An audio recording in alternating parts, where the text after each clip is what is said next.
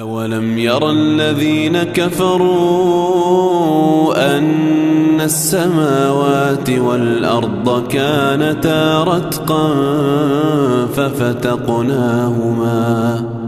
وجعلنا من الماء كل شيء حي أفلا يؤمنون وجعلنا في الأرض رواسي أن تميد بهم وجعلنا فيها فجاجا سبلا لعلهم يهتدون